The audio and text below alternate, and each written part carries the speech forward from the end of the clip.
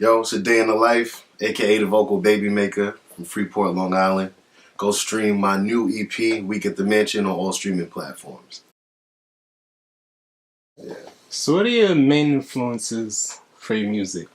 It starts with old school stuff, Motown, Marvin Gaye, Michael Jackson, Stevie Wonder, Quincy Jones, people like that. I grew up because my father is a big music guy, so I was raised with like a bunch of records in the crib. I still got a record player in the house, like in the living room right now. So you always knew you wanted to do music. Like, when did you knew you wanted to do music?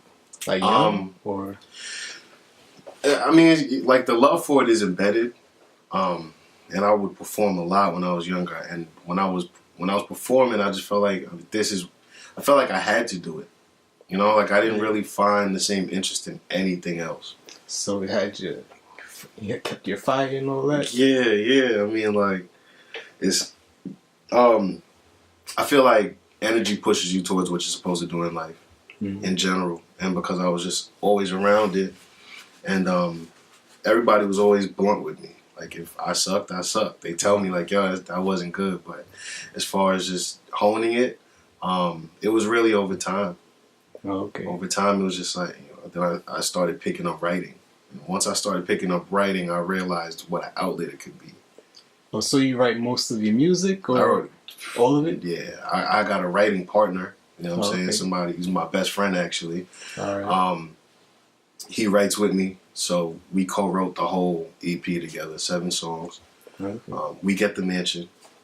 The reason why I did Week at the Mansion is because a day is my name, obviously. And I felt like, and my handle's like a day in the life. That's pretty much what I go by. So I figured I'd do a week and compile it where the first letter of each song is like starts with the first letter of the day of the week. So there's an interlude that's obviously called Wednesday. You know what I'm saying? Okay. So, you know what I'm saying? But I did that just kind of, All right. So what's the vibe on the EP? Is it like a trappy sound, like soulful, or is it a mix? It's mostly influenced by R&B, but if I could give it any type of, I could put it in a genre because it is R&B, but it's really me. You know what I'm saying? It's a smooth. I'd say it's old school R&B mixed with 90s hip hop mixed with sounds of today. Oh, okay. Very smooth, but it's every song is a fresh sound. There are people that just make that one consistent sound that you get tired of it after halfway in the album. Like, it's not like that. Okay. I took a lot of time with this one. All right. So do you have like certain producers you work with mostly, or?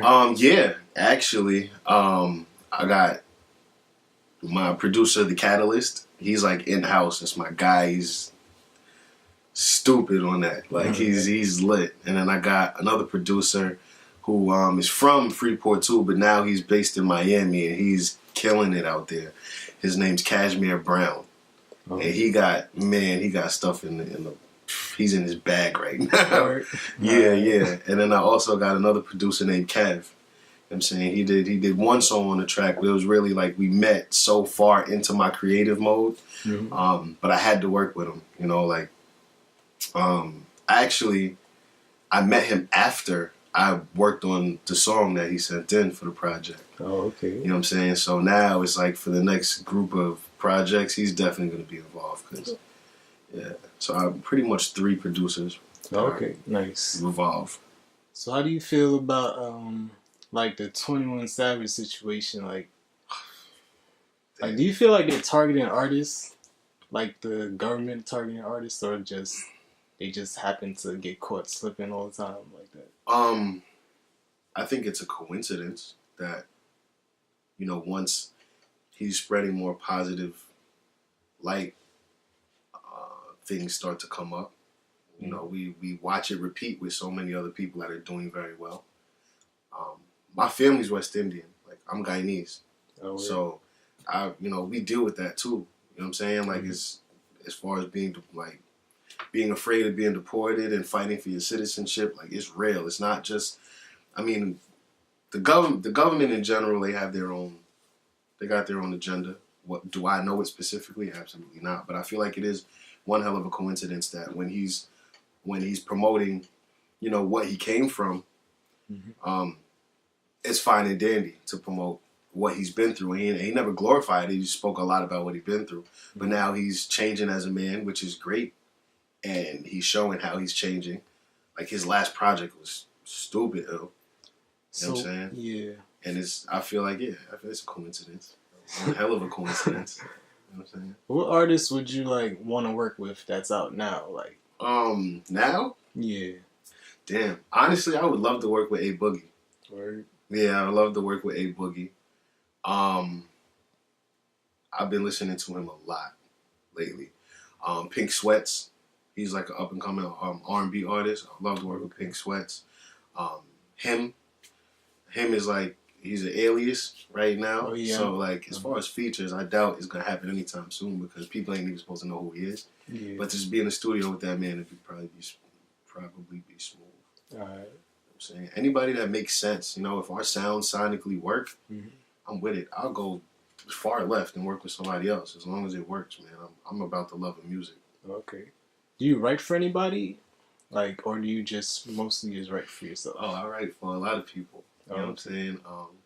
And you submit, you shoot your shot with placements and things. But I'm in love with the grind, so eventually stuff like that just falls into place. But yeah, I write my writing partner and I write for a lot of people. Oh, okay. Yeah. So how do you feel about the Gucci situation? They always having blackface, like the new blackface that came out, like their little sweaters. Man, it's a mix. It's a mix. I mean, I got on Gucci glasses right now. You know what I'm saying? I think it's been done for so long. And not only with Gucci, but with so many other designers and stuff like that. We could say we should make our own, and there are people that are making it. I actually have a clothing line that I'm working on called Urban High Culture. But it takes time. It takes time. I feel like if you want to wear what you want to wear, do it. You work hard for your money. I think I applaud Dapper Dan.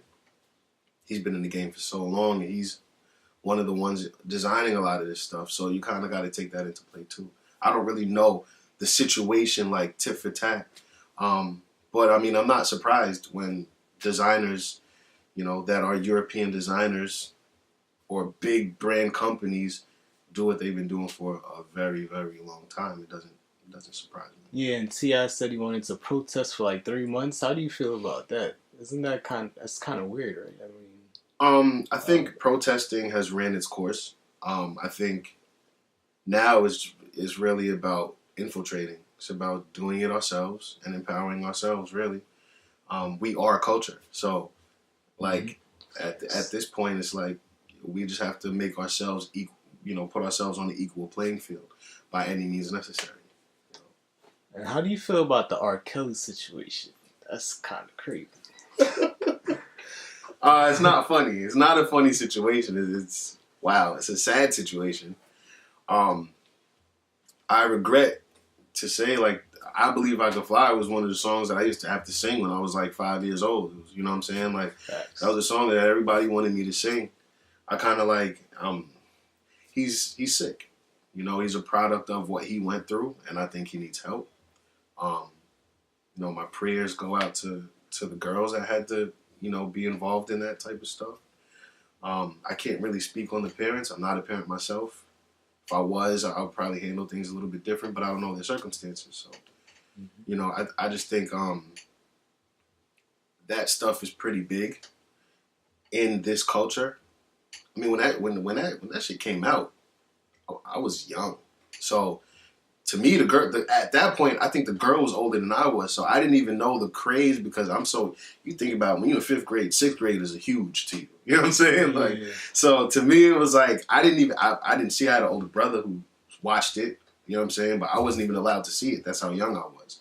So I didn't really, that whole craze, it kind of blew over for me because I guess I was too young to understand. But now that I'm an adult, and I realized just in my adolescence, I was too young to understand the craziness. I could only imagine the girls and how they were going, you know, what they went through, almost having the same state of mind I had. And just being exposed to somebody that they glorified. You know what I'm saying? Yeah. Could you still listen to it, though? Like, does it affect you at all? It's hard. It's hard to listen to it. I personally don't go to his music anymore. Mm-hmm. When I hear it being played, there's like a 3-second period where like I go through like 3 different emotions. It hits, I'm like, ooh, because it's automatic. He was the king of R&B for so long that there's a nostalgic presence behind his music. So when it hits, it's like, ooh, and then you realize, wait, what song is?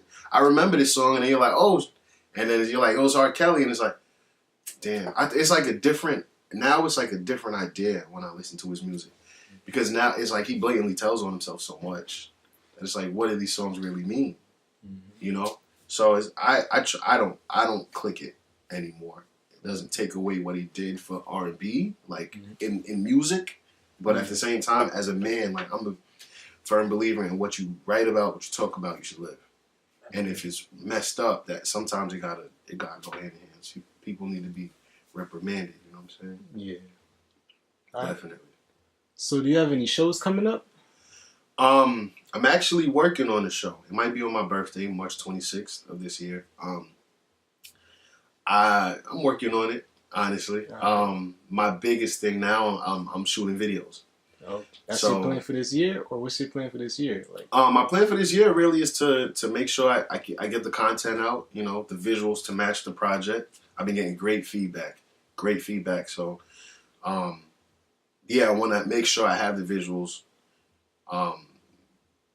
going. 7 songs, 7 visuals. And then in the meantime, I am going to be putting together, you know, shows and things of that nature.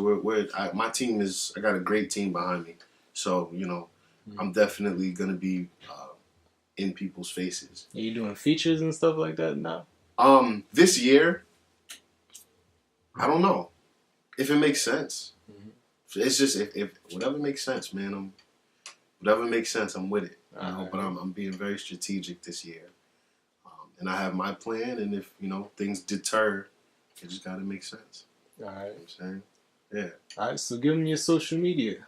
Yo, my handle on everything is Adeinthelyfe. So it's ADEINTHELYFE.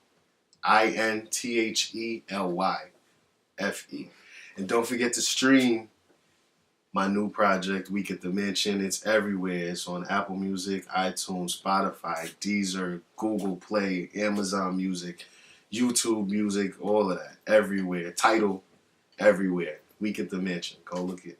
Check it out. What's one of your favorite songs off the EP? Shit. I can't really pick. Because they're so different.